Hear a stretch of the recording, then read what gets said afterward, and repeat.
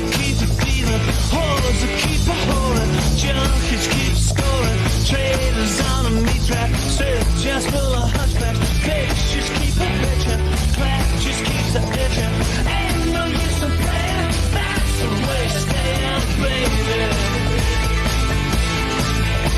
Johnny is so crazy, always got a line for the needed.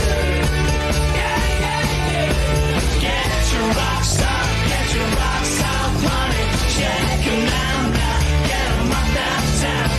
Get your rocks off, honey. Shake 'em now, get 'em up downtown.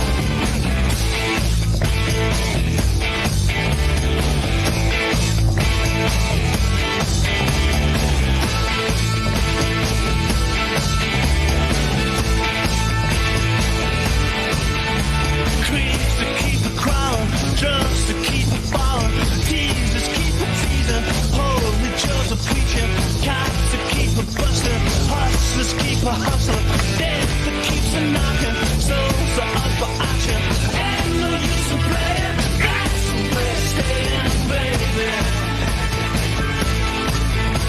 Johnny is so crazy, always got a line for the lady.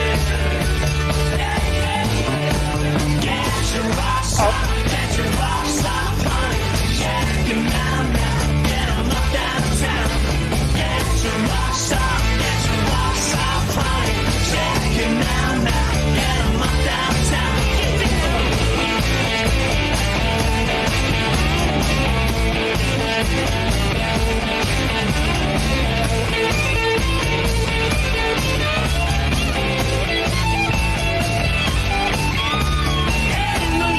downtown. Get your rocks off, honey. Shake 'em now, get 'em up downtown. Get your rocks off, honey. Shake 'em now, get 'em up downtown. Get your rocks off, honey. Shake 'em now, get 'em up downtown. Get your rocks off.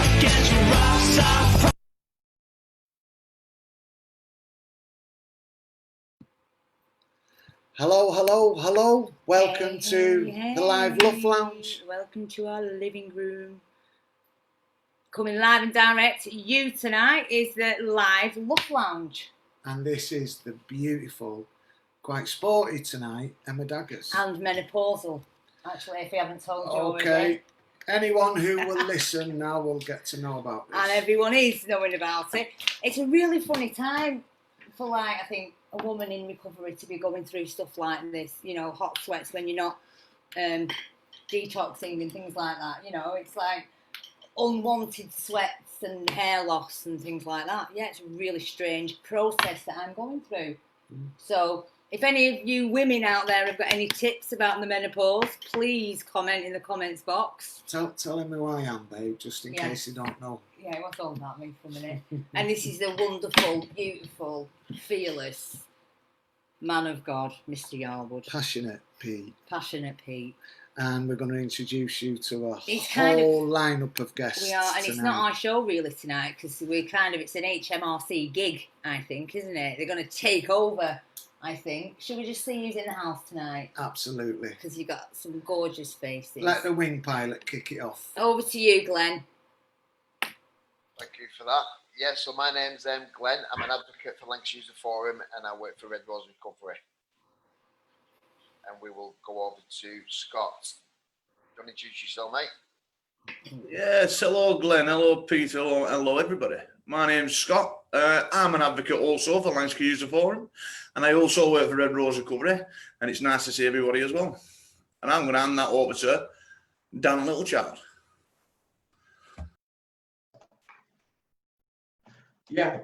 Hi guys, I'm Daniel. I'm a lead volunteer for the East of Lancashire for Red Rose Recovery and also a advocate for the Lancashire User Forum. And I'll hand over to Jack, my ginger friend. Thanks, Daniel. My name is Jack. I am a volunteer for Red Rose Recovery in the East, and I'm also an advocate for the Lancashire User Forum, and I shall hand over to Mick. Hey, you all right? So I'm Pastor Mick Fleming, aka the Sinister Minister, and I'm the pastor of Church on the Street Ministries, and it does what it says on the tin. And I'll be here with Word of the Week. Keep it real.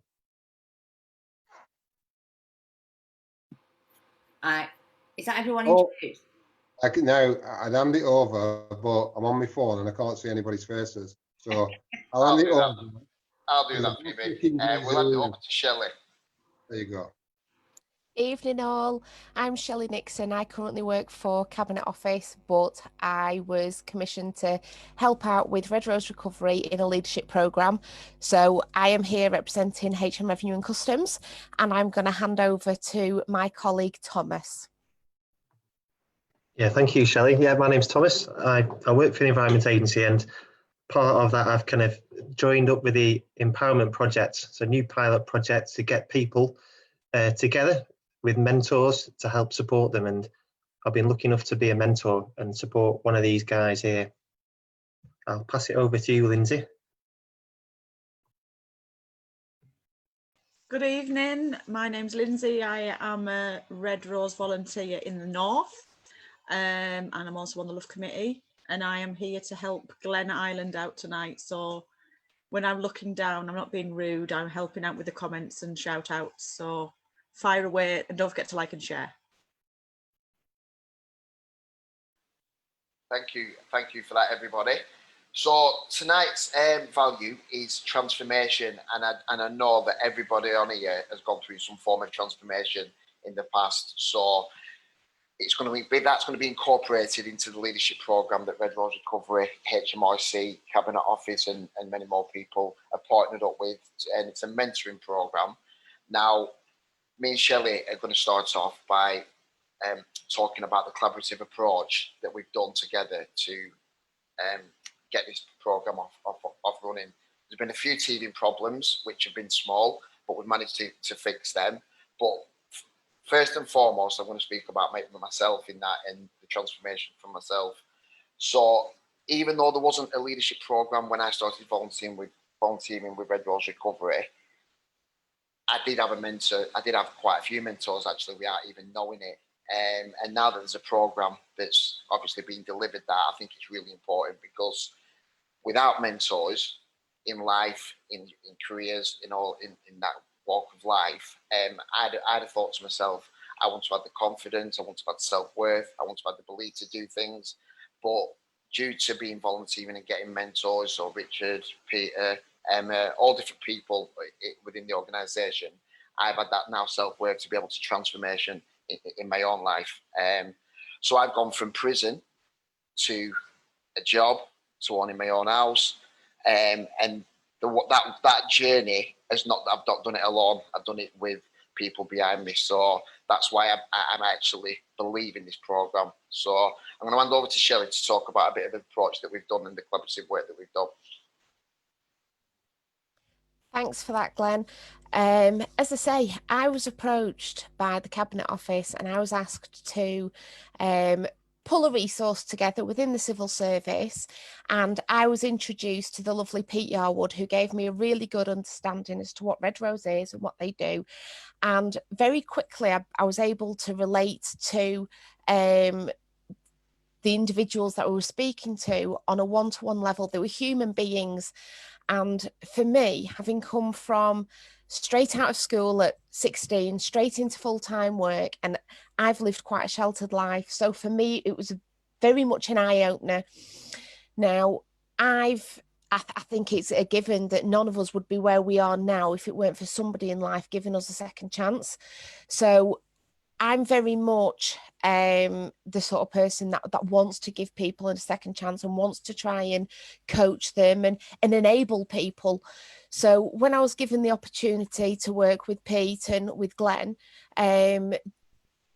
long story short, they wanted us to create a leadership program that was going to create the skills and the experiences available to build confidence and to get people in a position whereby they can consider employment or going on to any aspiration that they have to better themselves. So initially the plan was to conduct a 12-week pilot and to deliver so many weeks worth of training. I went out to the civil service as a whole and got quite a number of people involved that just wanted to give a little bit of something back, that have got those skills that they can pass on.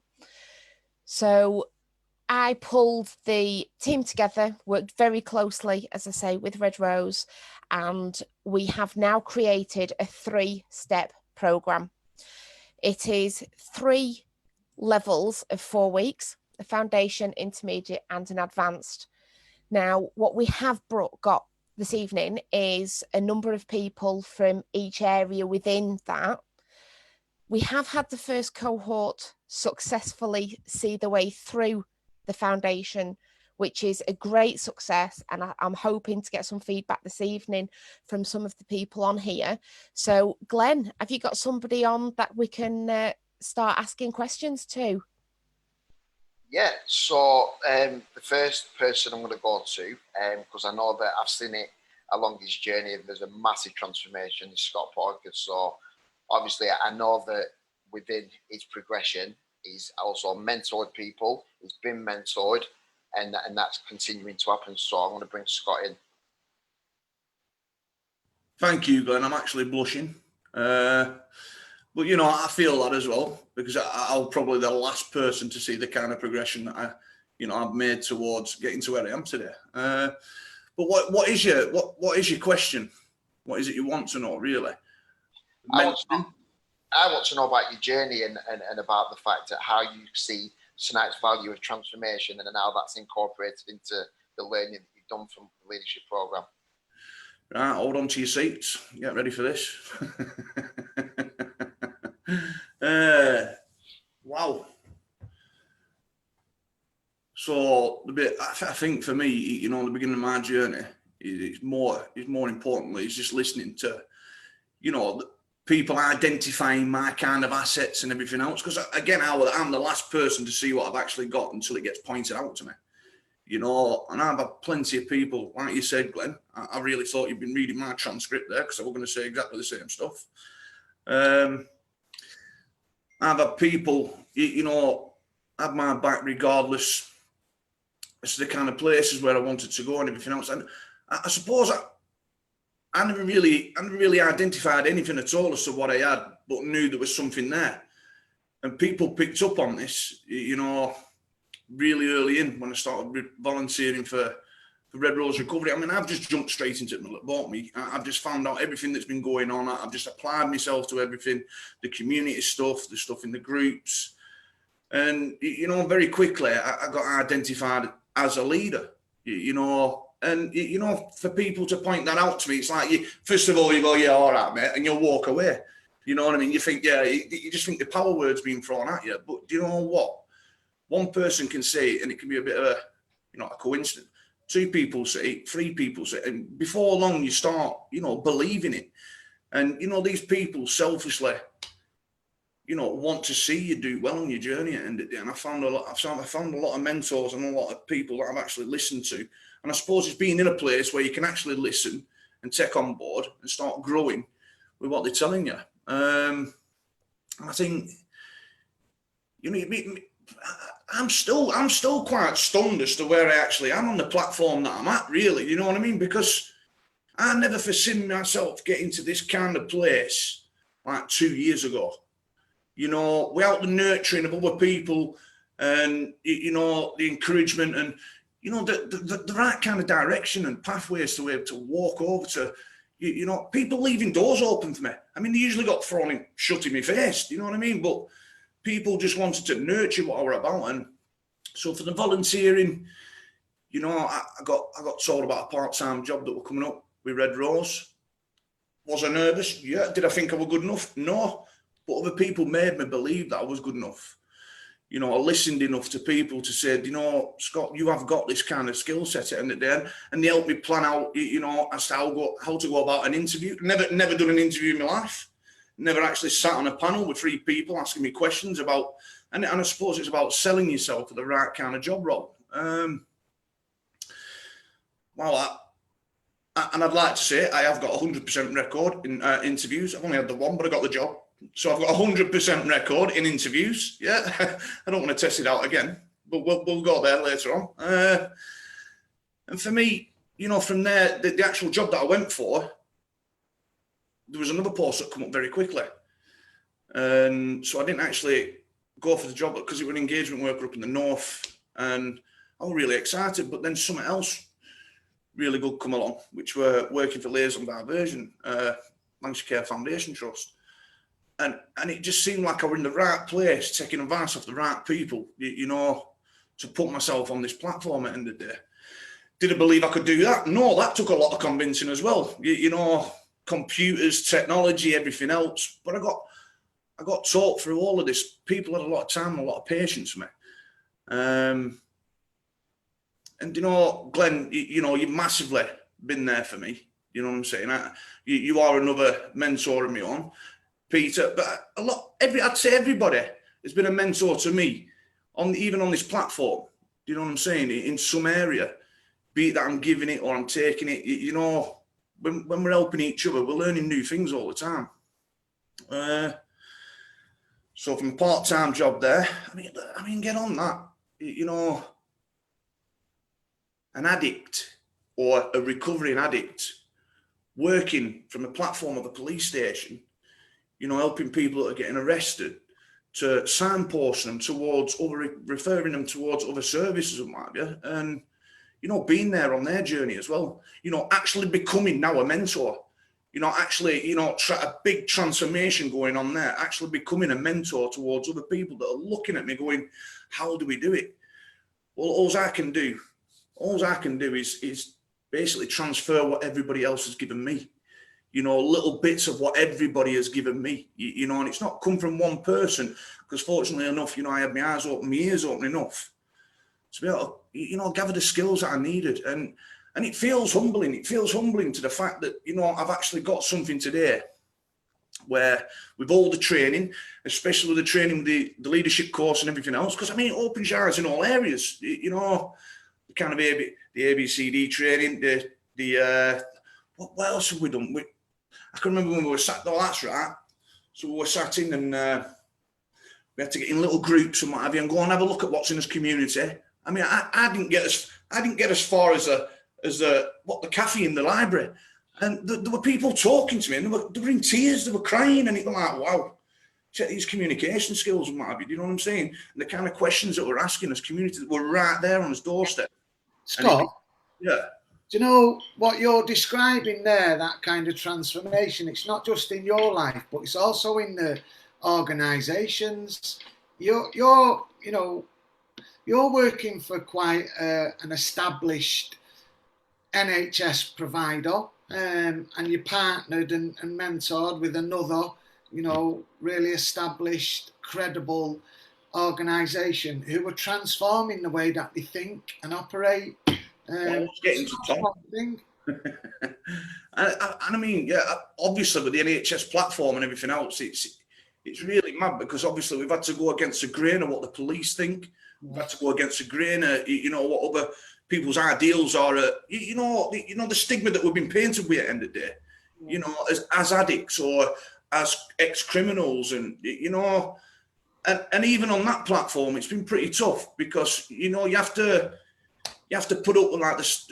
I mean, it's like behind door stuff, but you know it's going on because it filters back down.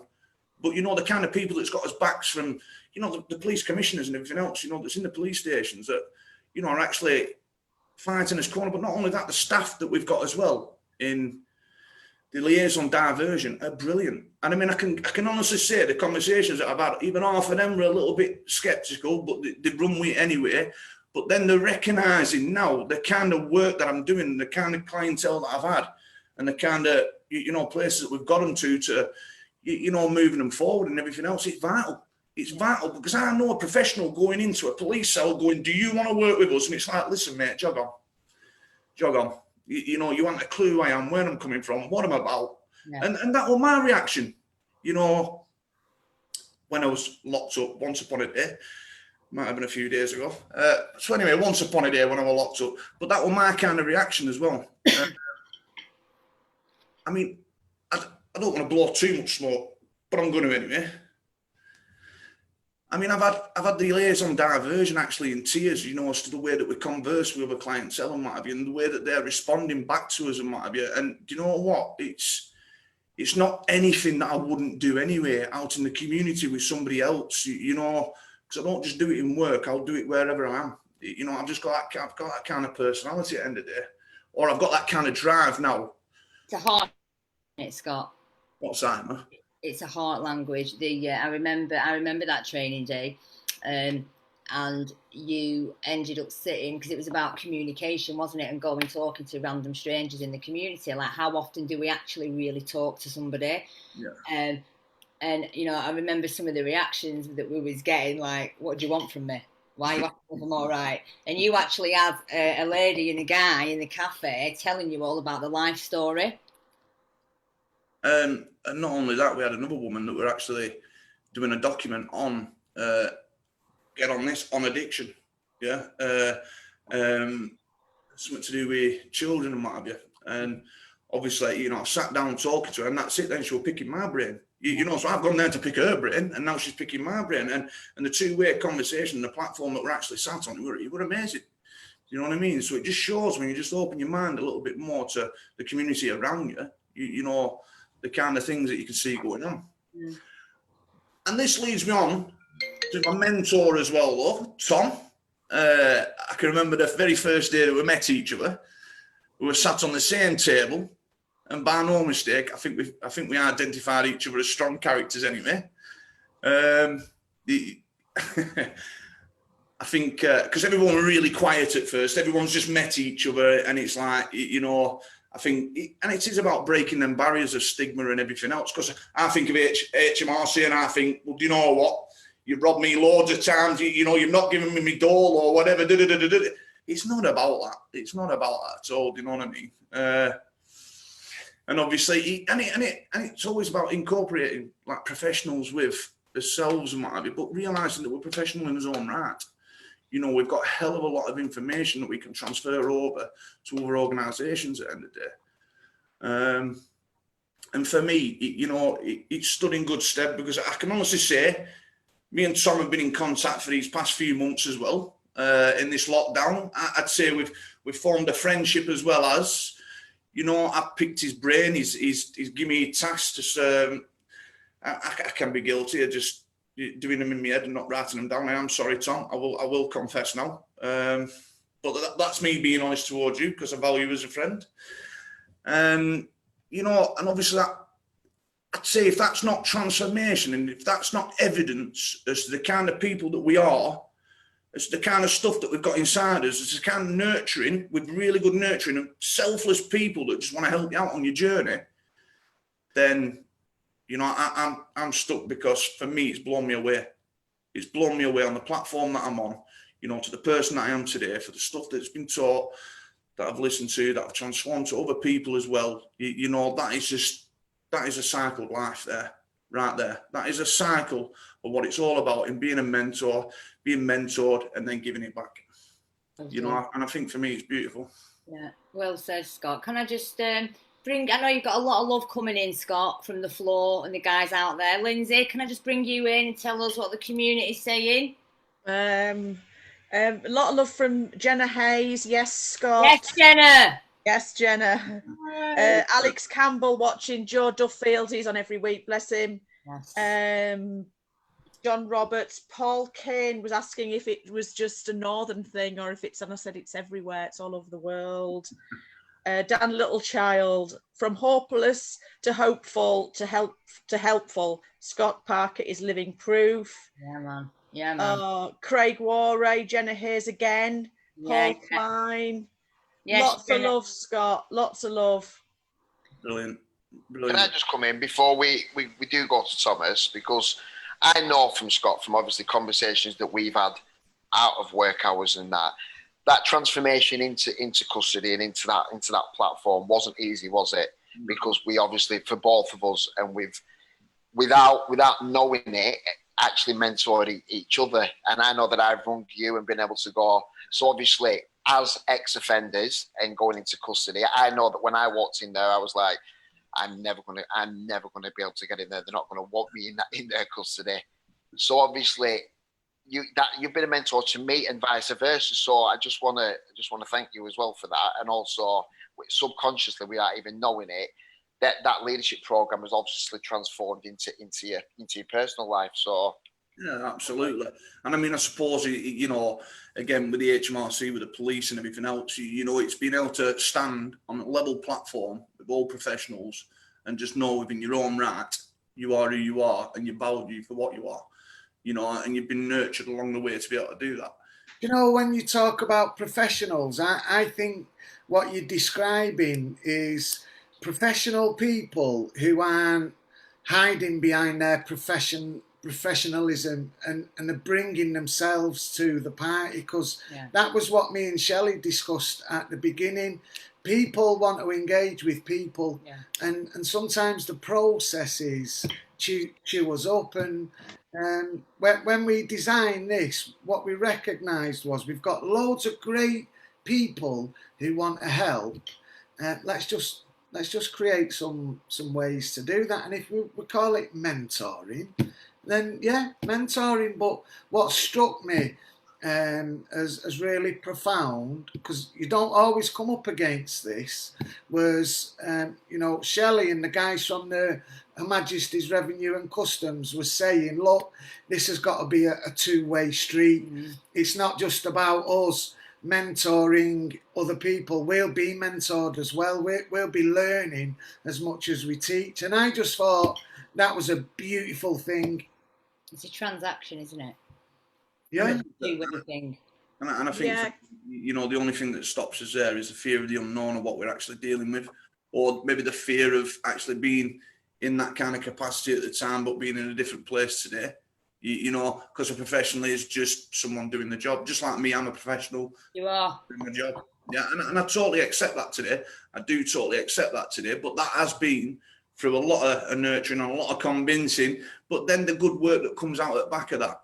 And not only that, you know, the respect that I can show others and that gets transferred back to myself. And I think for me, you know, it's been a massive learning journey for me. It's been a massive, you know, platform for myself, and just be able to pass on to other people at the end of the day. Speaking of that then, passing on, we've been having this very same conversation. It's like Lindsay and, you know, the guys are coming through, aren't they, and learning how to do these on their own. So we were saying we'll take a back seat tonight and let Glenn and Lindsay and Scott and, you know, Daniel and just drive it. Yeah. However, Lindsay, I can see you trying to come in there. Just I am.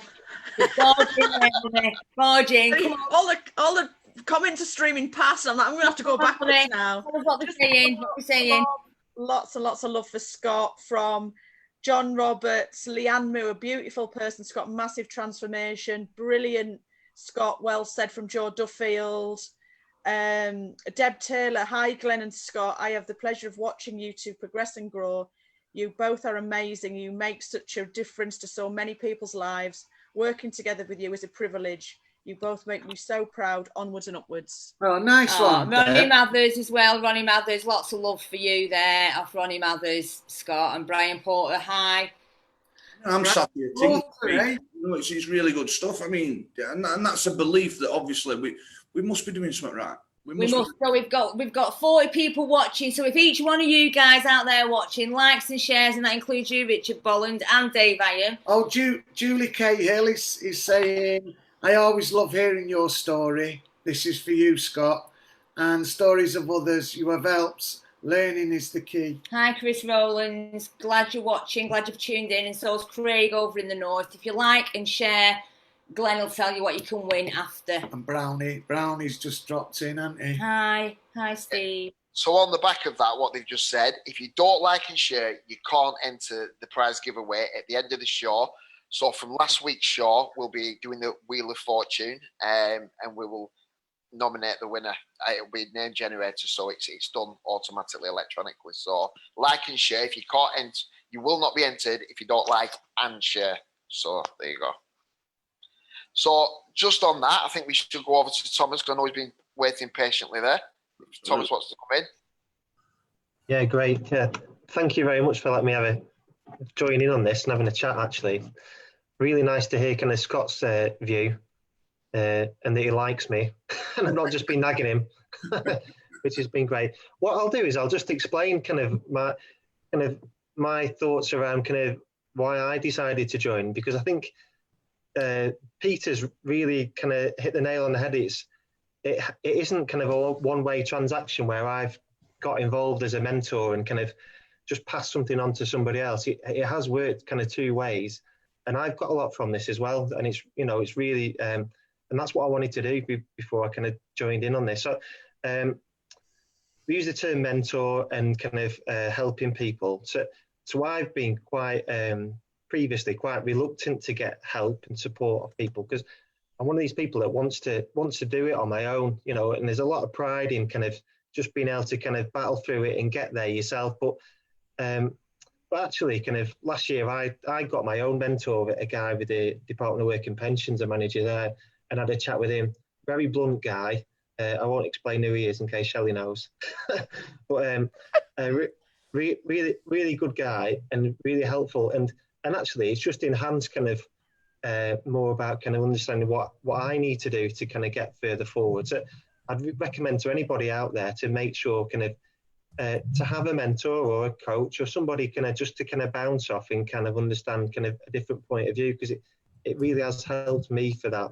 And that's part of the reason why I kind of came on the leadership project here to help Scott and be involved in all of this. But I suppose the other part of it was around kind of, for me, it was, I've naturally kind of, you know, I've done some different leadership roles, and I'm really keen to help support other people. I take more of a kind of a coaching style, and that's partly because of my heart's in making sure we get the best out of other people.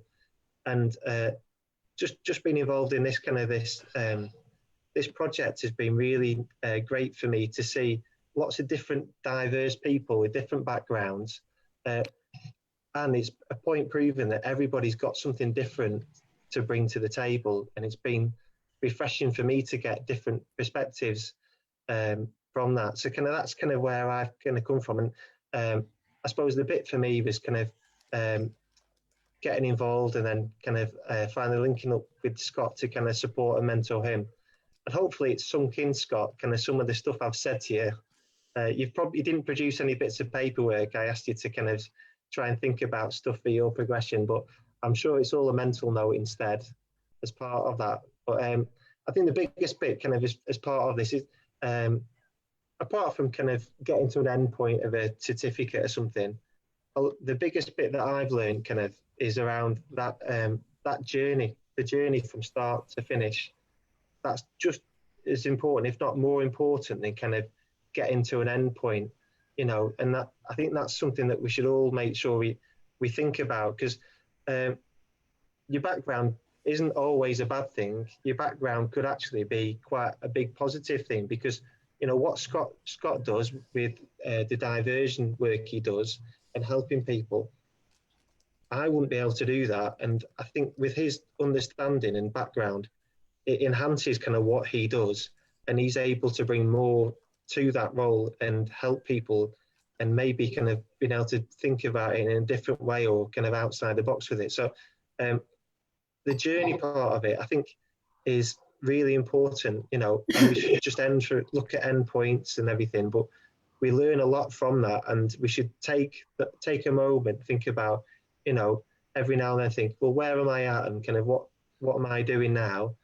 and think, well, actually, this is great what I'm doing now, and enjoy what you're kind of where you're at with things, and it isn't a race, you know. It's all about kind of getting along that way, and that journey is enjoying that journey along the way as well. Can I just ask you, Thomas? Yeah, of course, yeah. What great to see you, dude. What did you learn from the ABCD training? What was you learning? Yeah, I think I understand the concept of kind of the community-based kind of work out there and everything. I think the stuff I learned from it, and I think you're asking me because you saw it, is where we touched on a point of going out there and just within kind of 10 minutes seeing what other people within the community in different groups and everything we all can do collectively. And if we all kind of get together, and just as much in this situation, you know, we can deliver a lot more, and we can be bigger and better because of that. And I think sometimes that community stuff is really nice to see. It's from a passionate point of view, and people really do care. So it's nice. Eye opener that was for me, definitely. I know Shelley wants to come in with a question. Do you want to come in, Shelley? Yeah, I'm literally chomping at the bit there, Thomas, for you. Firstly, as project lead, I really want to say a huge thank you, because obviously to you and the other mentors, coaches that have been there, we couldn't have pulled this off without your participation. Now, when this programme first started, I went out for volunteers and I publicised this within the civil service as a development opportunity. What I'm interested in knowing, is what specifically was the development opportunity that you wanted to get out of this, and what have you got out of it in comparison to meet that objective? Do you want me to answer, Shelley? Yeah, okay. So I think the thing I wanted to get from it is I wanted a different experience, but I wanted to be able to kind of really kind of see if I could. I've not done much mentoring. I've managed a couple of teams over a 2-year period, and I've helped support people. But it's different sometimes from being a manager to kind of being a mentor. And I think for me it was about seeing what that's like to mentor somebody, and see if I can get more out of that. But I got more than that, really. I think from that, I think the thing that I got kind of a lot from is I really kind of being paired up with Scott, who's very loud, which he's not going to disagree on. I'm probably one of the people that will happily sit back and have a think, and then I'll make an answer, and I don't jump in there that quickly. And I've learned kind of through kind of some other previous kind of work I've done, but then a lot from this actually is that sometimes you should be jumping in, because we are all valued in what we have to say, I think. And that's kind of one of the things I've got from it, is that no answer is a stupid answer. To jump out and make sure kind of you're heard and what you say is important as part of that. So in the words of Emma, it's not wrong, it's strong. What's not wrong is what's strong. Yeah. Well done, Thomas. Well done. Yeah. We're getting them trained. I'll just reiterate that though. So obviously you've seen a lively character and everything else, and I will admit, from what I took from yourself, Tom, was about sitting back, was about just having a look at what's out there and where you want to go, how you want to transfix on this kind of stuff, and what it is you need to actually put this in place, And I think at first couple of conversations that we had over the phone, I don't think you could shut us up, because I think we both had a lot to say. But it's like you say, but for helping each other at the end of the day, and again, forming that friendship as to, and I like the fact that, you've managed these teams, but you haven't managed me. You basically try to mentor me in a different way. Do you know what I'm saying? You try to do it on a platform where we're equal. It's not about pay grade. It's about two people just trying to help each other out at the end of the day. And I think for me, that was valuable.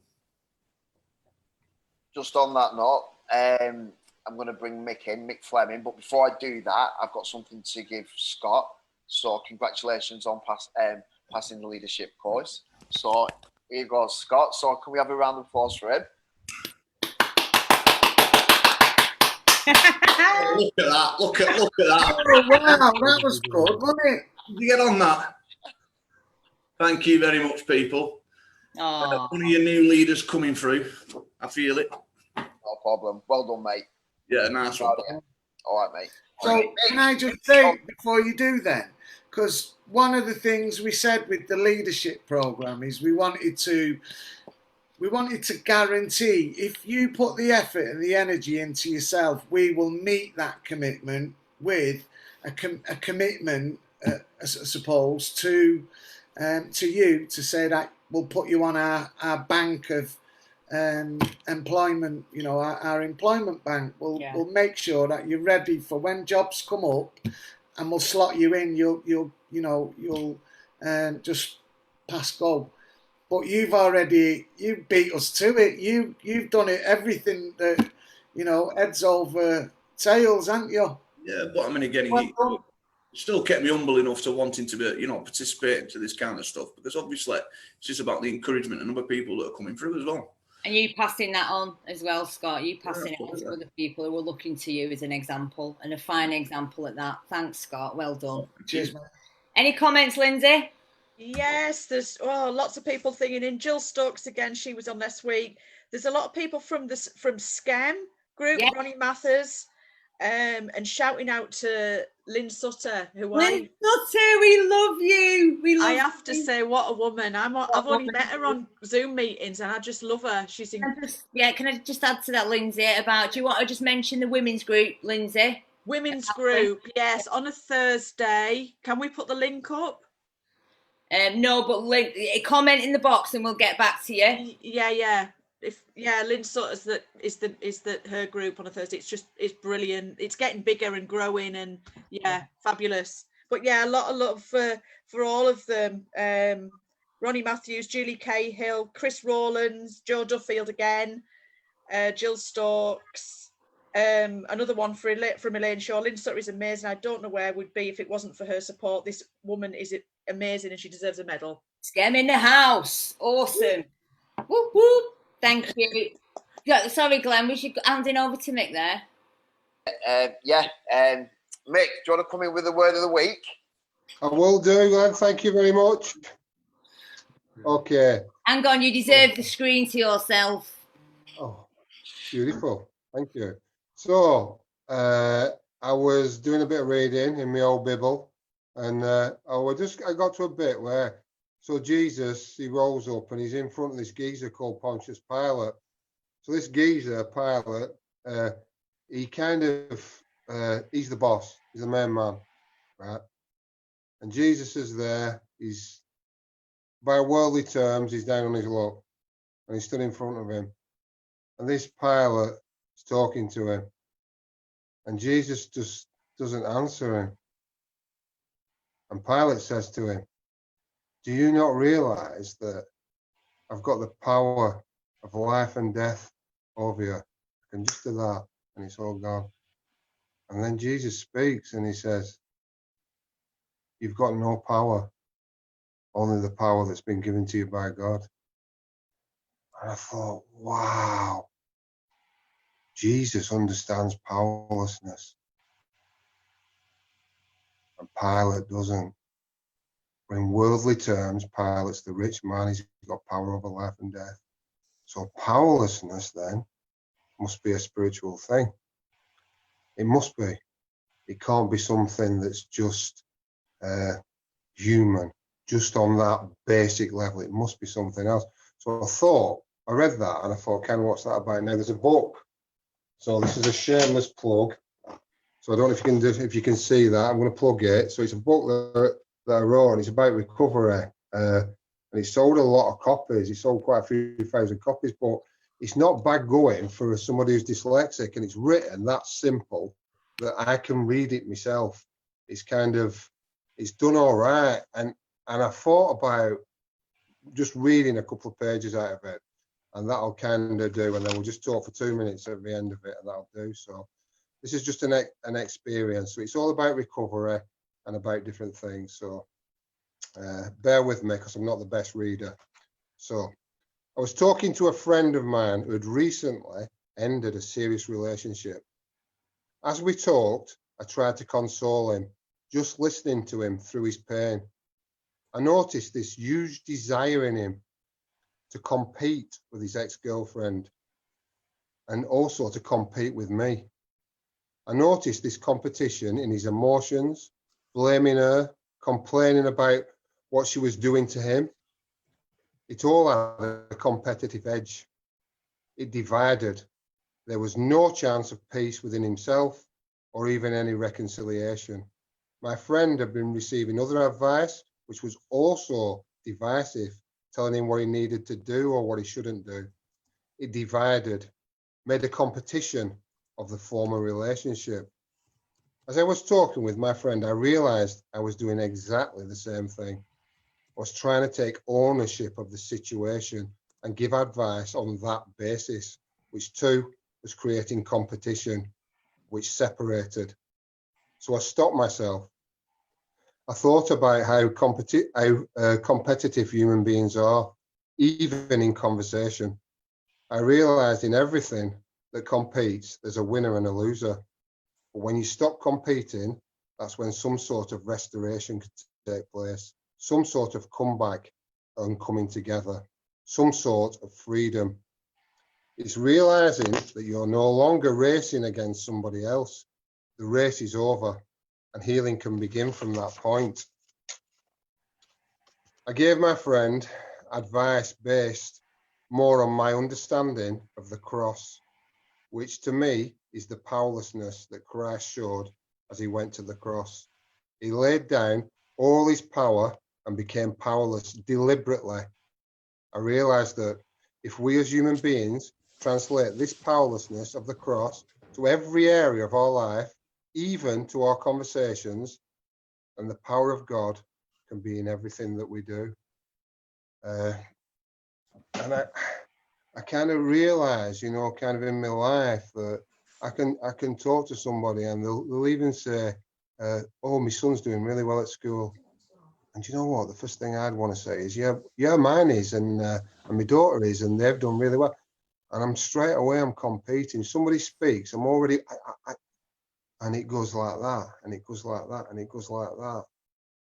And we never find peace, even in the conversation. And that's not just about learning to listen, because it's internal, it's inside you. You're wanting to, yeah. But if you stop and you surrender to all, like Jesus did, he could have changed anything at any point, but he understood what God's will were for his life, and he surrendered to God's will. So success and leadership only comes from being powerless.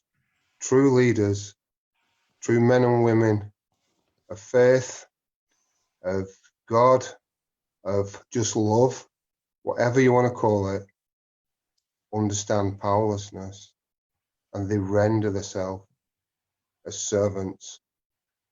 They never, ever, ever ask to be served. They always try to serve. And that is the word of the week. And thank you so much for listening. I kind of just, I just want to finish off just by saying my Mrs. Sarah, so she's not here with me today, but she's 6 year clean today. And she's done really well, and I'm really proud of her. And also, so we've just found out that she's got cancer, and she has this faith that's inside her that's bigger than the cancer. And what she's done, she understands this powerlessness that I'm talking about, and she's left it all with God, so she can smile, she can laugh. So I'd ask anybody that what we've done a little video, and it's on my Facebook page, and it's just a bit of a laugh, and for raising awareness for cancer, you know, like when they were doing the push-ups. Yeah. And it's, you can be a dancer for cancer. So we're asking people Brilliant. do a little dance video. So I can see you. I want to see Pete doing it, and Emma definitely. So what you do is, all you do is film yourself. You do a little dance, and you say, "I'm a dancer for cancer." Oh, brilliant. Do you know? So that's what I'd love you to do. So anybody that's watching, if you could do that, do a little video, chuck it out there, get it around, and we just raising awareness of cancer, and also the powerlessness of life, rendering yourself open to another spiritual way to give you peace and love. And that's what we're about. So thank you so much for having me. It's amazing. Thank you. Beautiful, Mick, Mick. some of the viewers are a bit confused. They're saying there's something different about Mick. I'm not sure what it is. And I know what it is. What is it? Dude, where's your shades? Where's the shades? It's a bit dark. It's a bit dark, and I couldn't see to read my book, could I? So. I did notice it said Mick Fleming on the front of that book. It does, yeah. Is that your book, Mick? Go read. Get it bought. Get it bought. It's free. All money goes to feed the poor and do the work. So and all the amazing work that Mick does, because he's a street soldier and he's a soldier for Christ. So what's the book called, Mick? It's called Power in the Name of Jesus. You can get it on Amazon. So when somebody buys it, what happens is the money goes to the ministry. So it goes to help people with the funerals. It goes to help people kind of get fed on the street. And it takes people, the money is used to kind of take street level addicts into recovery. Basically, that's kind of what our ministry is. So what about if we was to get some of them for the prisons? I just wonder. There's probably a lot of people on bang up now. Yeah. You know. Yeah. Well, if you can get them into prisons, that'd be great, because I can get them like not Amazon money, really minute money I can get them for. So that'd be. I'd give them. In fact, I'd give them away to get them into prison to be free. I think that's something that we can do. It's one for Glenn. Glenn. Yeah. You know the one, don't you, mate? Let's get the books in prisons. Can I just say as well, Mick, I'll put Sarah in my sisterhood prayer lineage as well. So we'll all be praying for Sarah. Sarah, we love you. And I'm also going to shout out Jenna Hayes here, because she said, Emma Daggers, you need to start this off. We've done the push-ups. So right, okay. We're going to do the dance for cancer. You've got to be a dancer for cancer. That's what we want to see. I want to see it. I want to see you two dancing. Right, it's called us out live on Facebook. Any specific kind of dance? Right. Okay. Yeah. We like dancing. Yeah. Yeah, we do. Right. I don't. No, I do. So you will. I like. Ooh, it's getting hard in here. Before we move on to Daniel, I know Shelley wants to come in and ask Thomas a question. So I just want to come in and ask that question. Yeah, thank you for that, Glenn. Just one last question, Thomas. I just wanted to ask, what piece of advice might you have for somebody that is considering becoming a mentor? All right, okay. On the spot here, Shelley, thank you. I'm live on Facebook in front of everyone. Brilliant. I think if you've got an experience and you feel that you're ready to kind of be able to give something back, then there's no reason why you shouldn't be a mentor. And I think it's as simple as that, I think. Well, as I said, we've all got different experiences. And I think it only enhances somebody else to be able to kind of share what you have with them and your different viewpoint. So I bored Scott. I talked about kind of circle of influence, and we had a good chat about kind of where he'd been knocked back on something at work, and talked about kind of actually look at that viewpoint and look at somebody in somebody else's shoes, and about kind of, you know, they've got a process and they've got something that they have to do, but actually from an experience that Scott dealt with, he got actually more out of it. You know, he might have got a rejection or letter of some kind of something, but there was more warmth out of the people surrounding him at that workplace because of that. And it's just things like that kind of I spoke to Scott about and said, look, you know, these things about kind of how I've kind of looked at my viewpoint. So that's it really. If you've got a different angle and a different kind of experience, then share it. Be a mentor. That easy. Brilliant. Thank you so much, Thomas. Thanks for letting me have that moment, Glenn. I can come in on that as well, because I think that it breaks down barriers and stigma. The fact that people from our sort of backgrounds working with civil servants and HMRC and environment agencies, I think that it shows that people can transform into what they have done. So yeah, that's what I'd say. Yeah, Any questions, Lindsay? Where are we? Ronnie Mathers has just ordered the book that Mick was promoting there. Chris Rowland wants to know, has Pete Yarwood got unseen wicked dance moves? Yeah, he has, and they will be with you, Mike, Mick, shortly. And I know Kevin Ross is also saying, come on, and Jen is saying, come on, we've been busted, called right out. We'll be I'm dancing quite soon. conscious when it comes to dancing. Emma's not. Emma just gets in there and flosses it. But, You have a dad dance, though, don't you? oh, You do you do want a to dad show you thing. now? Shall I show you? Yeah.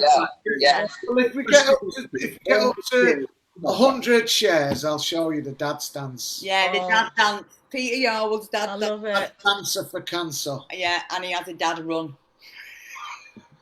A dad, okay, because Emma sat there all sported out doing press ups and squat thrusts. I'm actually quite a natural at all this stuff. Yeah, I know. I'll have you know. And he's talking about joining CrossFit. And I will say, you know, I've also like got a cool half a ponytail going on as well. Yeah, he's going to do the Acid House Casualty dance later on. Sorry, Lindsay, go on. Oh God, sorry. Joe Duffield wants you to do the funky chicken. I'm only reading out the comments. I'm not responsible for what. Yeah, hand it over. Come on, let's have it. Lindsay, I can got my eyes wear on you. I can wear it well, Chris. I can wear it well, mate. Yeah, so Joe Duffield wants you to do the funky chicken. Kevin Ross wants you to be dance. Oh, they're all asking you to dance. We're going to dance. We're going to post it. It's on. We've been called. Leather and jacket. we're going to do it for Sarah. Yeah. That's Yeah. it. Sarah and me. Leather jacket and everything. Shelley Nixon shouting out to the sinister minister, power in the name of Jesus, Michael Fleming. Julie Cahill, I think, is interested in the book. She was asking about the name, which I've posted, and she thinks she's interested in ordering the book as well. Awesome. Julie Cahill. Yeah. So yeah, mainly about you dancing, but some interest in the book. Brilliant. Thanks, Lindsay. Good stuff. On that note, I think we bring Daniel in. I don't think Daniel needs any introducing. I think he can do that himself because you've been about quite a bit, haven't you, Daniel? So I'd rather you tell your journey. So what would you like me to talk about, Glenn? My journey through Red Rose. Yeah, and what you've learned on the leadership and how that's transformed your life. Okay. So I came out of Littledale Hall in September 2018. Moved to Accrington. Didn't really know what to expect. But like Scott said earlier, right? I jumped in feet first and got involved with the LUF, got involved with Red Rose, and conversation with Peter, I was immediately pointed out as a leader, and we sort of run with that, and I was volunteering for about 4 or 5 months, and I was in a relationship that I shouldn't have been in, and I ended up getting booted out of my supported housing and using, and then all my connection to everything just stopped.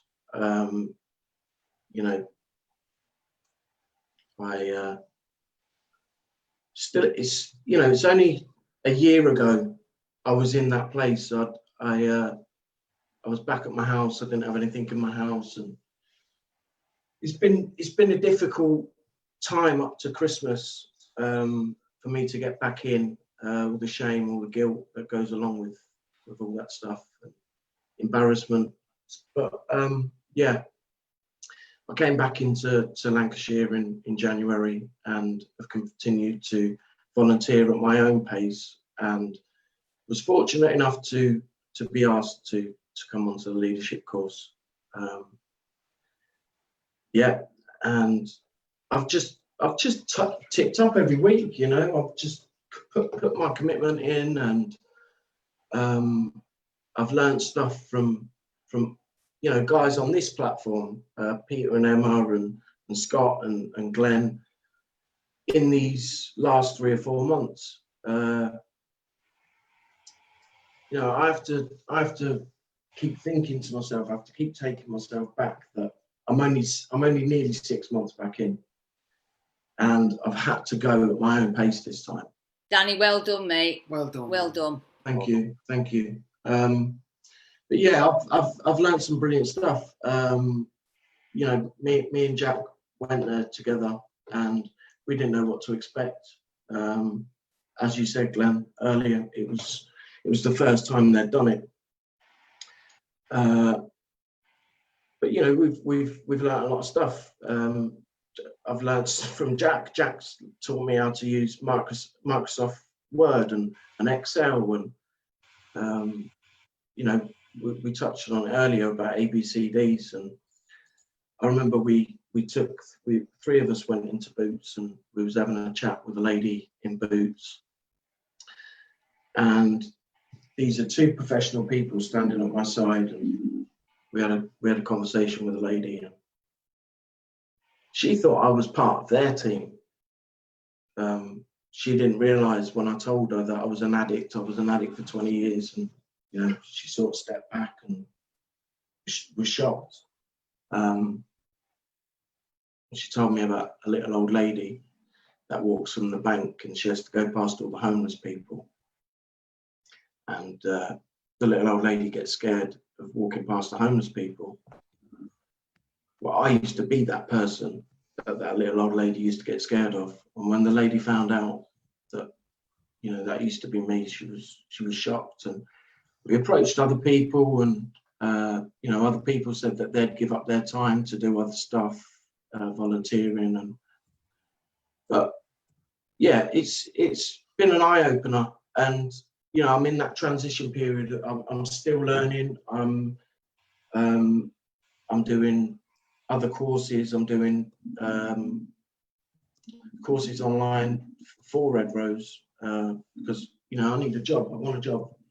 I'm hungry for a job. So yeah, it's been a good learning experience. So yeah.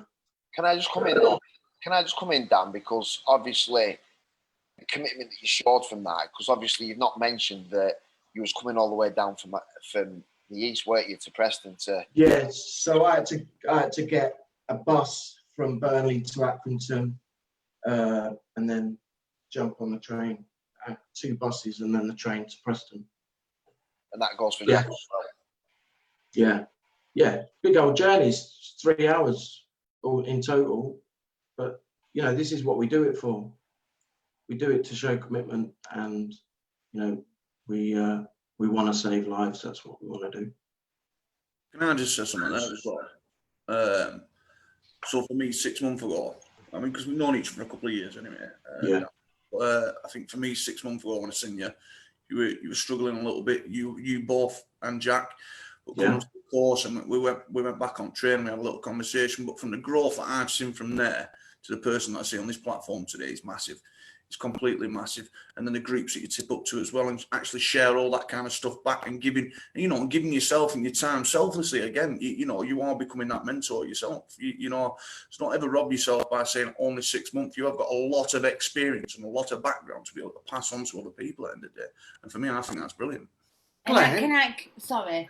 Glenn, do you remember the conversation we was having about creating opportunities for people, and sometimes the threshold was a bit too high?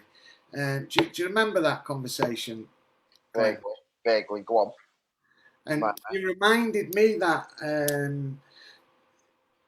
when you first started, I'd said to you, it's the opportunity that somebody gets to participate that gets them to where they should be. Yeah, and so I got mentored by Shelley, so I want to say thanks to Shelley on that as well, because I've actually been mentored as well. And what the thing that stood out for me, and I mentioned it other day in the meeting, but I think Shelley will know what I'm gonna say. But when she was mentoring me and my other colleague, there was a word that come out called intrinsic and extrinsic, and I couldn't even say it. But I couldn't even say it. Never mind understand it. I didn't even know what it meant. and she described it and explained that what it meant. And when I come into volunteering and got the opportunity, it was all about internal. It was about internal reward. It wasn't about financial gain. It wasn't about what I was getting out of it. So, and it stuck with me. It's still stuck with me to this day. It really has, because I believe that if you do stuff for the right reasons, then the financial gain will come on the back of that.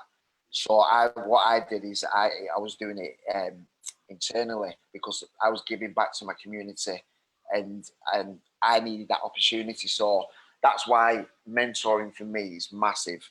Whether it's on a course, whether it's someone in your personal life, whatever it is, because I believe that we can't do it on our own, and we do need mentors and people to be able to give us that opportunity to do that. And that's what I got. So that's why I've invested into this program in the way I have, because I believe that now giving that back to other people gives me reward internally. And can I just come in there as well? I think the beautiful thing about a lived experience is, and Daniel, you say only 6 months, some of the biggest rises come from a fall, whether that's a relapse or not. That does not decipher all the experience and knowledge that you've had from that experience. I just thank God that some people make it back, some people don't, but that doesn't diminish anything that they've been through. It means we're fallible as human beings. There's a couple of questions, and there was one before that I'm really mindful of that came in the comments, in what is the difference between a sponsor and a mentor. And I just believe that I want to just speak to that for a moment. So as people with lived experience, we can have mentors to advise us in how to use Excel, in how to savvy up business wise. And they can't take, we have had our lived experience. That's who we are. We can learn the shiny stuff. And a mentor can advise and train us in that. A sponsor would be somebody who takes you through a piece of work. In the recovery community, it would be a 12-step piece of work. And that sponsor is somebody who's been through the piece of work themselves, which is the 12 steps, had an experience and passes that on through the work they've been through. They're not advising on relationships. They're not there to give advice. They're there to pass on their experience and transmit the knowledge onto you, and give you pieces of work to do around the 12 steps. So that's the difference between a mentor and a sponsor. And also you can have sponsors who will financially support you, but in the recovering community, a sponsor is someone who's been through a piece of work, the 12 steps, and can sponsor you to take you through that piece of work. And because there's lots of different pathways and modalities of recovery, just say, for instance, if you've come through a therapeutic community and you're not going down that 12-step route, you don't have access to a sponsor in that sense. So we wanted to make sure that everybody has access to resources, and mentoring is one option. And sometimes it's not about a mentoring and passing on a skill or learning. Sometimes it's just somebody to be there, to pick up the phone to say, I can't, I'm struggling here, I've not got the confidence to do that. And I'm sure that Shelley will come in on the back of that, because I speak to Shelley out of the leadership programme and in other walks of life, and ask her for her opinions. And it's just sometimes to give them that belief. I think I've done it with everybody on here, to be fair, just to be able to go, do you know what? Because having that mentor or that person to be able to ring up the phone and go, do you know what, I'm struggling today, I can't do this, and someone else to be able to relay that back to you rather than sat in it within yourself. And I do it with Peter, Emma, Scott. I've done it with all of you, Shelley, and it's just somebody to be able to reach out to. So it's more, for me, it's more than just mentoring. It's about being there for someone. Yeah, and I think as well a really big part of that as well, and not to get confused with all the terminology. You have coaches as well, so coaches will elicit what's good, true and beautiful about you and reflect it back. There's specific training that is put on around coaching and things like that, but don't get too confused with the terminologies of things. If you see somebody that you aspire to be, or that you are inspired by, or want a piece of what they have got, get the phone numbers, be fearless, lean into that vulnerability and ask them, because we cannot do this on our own. It's a weird thing.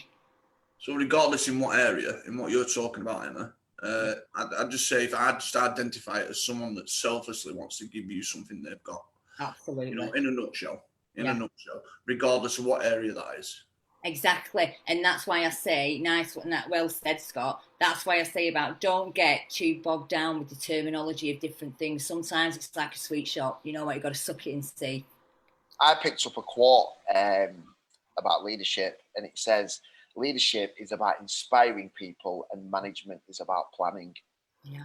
And it stuck out for me because sometimes you can be a leader without having the biggest mouth and shouting it from the rooftops. Yeah. Sometimes you can be a leader by the way you perform, and it just stuck out for me. So I thought I wanted to get that. And that's something that's close to my heart. Leadership, it really is. There's lots of different styles of leadership, and I want to get down to the bones of that, and that will be done through training as well. We build them, we create leaders, don't we, and empower them. Yeah. I've identified Daniel from the beginning. First conversation I had with him, he stood out. Remember, sat in your car, Pete? Yeah. Sitting in your car, weren't we? Yeah, go on. Yes, we were sitting in your car, and you asked me to tell you my story, and you told me a bit about yourself. And yeah, that's where I met. And do you know what? I just want to say thank you, because you are one of them people that inspire me to be the person that I want to be. So I just want to say a massive thank you to you. Yeah, it's mutual though, because you restore my faith in humanity, because you've triumphed over a lot of adversity and you still have a really good view of the world. You're still kind, decent, true, honest, yet you've experienced, your fair share of hardship. It's part of the Ginger Massive. Ginger Massive, and that's you, Jack. Yeah. Ginger Massive. You need to put some volume down on them eyebrows a bit, though, Daniel. Just. I need your tool, Pete. Give me a bit of a snip. Can I just shout out though to that little ginger lad sitting there with his cap on? Would that be Jack by any chance? That'd be Jack. Do you know what? He's been at my side. I know. All through me living in Accrington, and without rescuing me, he was the one that pushed me to get out of here. He was on the phone every day or night. He just wouldn't give up. He refused to give up. Yeah. So when the tables turned, it was my turn to push him. And that's how it works, isn't it? This is what works. And I know that Jack, I had one of the girls that's come over to your neck of the woods in the housing, and it was you were the first person who I could think of over there, so we can get her around the girls over there in Aussie. Yeah. What about though? Because there's a really significant part of the journey when you leave supported accommodation and make the transition to independent living, when you've got relationships, jobs, bills, all those things to manage. They're quite tricky times, aren't they, Daniel? Yeah, tell me about it. So, when I was actually in the madness when I had to move into my flat, and I literally lived there for 8 months with just a mattress. Didn't have a toaster, I didn't have a kettle, I didn't have a microwave. I literally had nothing. And the support and help that I've been given since I've come back I guess it starts with other people believing in me, and then I've had to pick up on that and start believing in myself.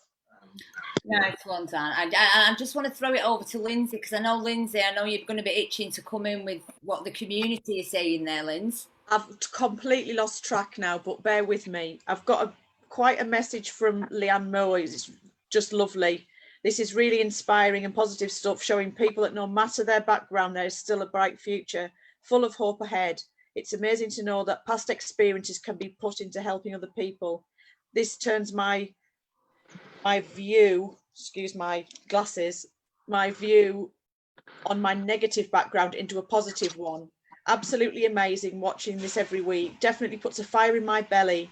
Amazing, all of you guys. So powerful and beautiful people, inside and out. Red Rose saved my life and continues to do so. Thank you. Leanne. Yes, Leanne. I've only met this lady on groups, and she's just lush. But yeah, Bev Webster's got a Bev Webster. I've got lots of questions, and this person's very has sent lots and lots of questions in. Drugs isn't my expertise. I'm an alcoholic or recovering alcoholic, but I'm sure one of you people on here was asking if you deal with drugs. Cody. Hi, Cody. Cody. 2 years clean from heroin, but stuck on subbies. Advice. Duffield, thank you for coming in, because he's been streaming advice on his behalf, because that's his thing. It's not my expert, more from Alex Campbell, but can we give some advice to Cody, because it's set lots of questions in over and over and over. Very keen to get full of fear, connect with other addicts in recovery, just can't get over the fear. I hear all of the horror stories about coming off the subbies, and it sends me into a panic. Okay, so where's Cody from? Cody, I am not sure. Cody, if you he's from Scotland. Scotland, is it a he or a she? Scottish. I'm not actually sure, because I can't see the picture. It's too Okay, little. if it's a he, let's get it linked into the men's group, and if it's a she, let's get it linked into the women's group. Because that's a beautiful thing. It don't matter where you're from On this digital platform. Get a link to get them, her, him. Cody, tell us if you are a man or a woman. Yeah. Stuck on. Also, can I just come back to Cody a minute? Don't beat yourself up, man. You have come off illicit and you are stable on subbies. Yeah. Wow, celebrate that. And you know what? Your next steps will be revealed as it is. You're linked into this, so we can jump in with advice. I know Claire Kennedy's grabbed a hold of you there as well? Yeah, Claire Kennedy has, and Joe Duffield. So thank you for that, because they've got the knowledge I haven't. Absolutely, and let us know where you're from. But there's not where you are from is no boundary now. We are on a digital platform, so welcome to the squad. Can I just Bev Webster's on board that as well, Emma. So. Brilliant. Scott, did you want to come in dead quick? Yeah, just dead quick. So relieving that kind of scenario.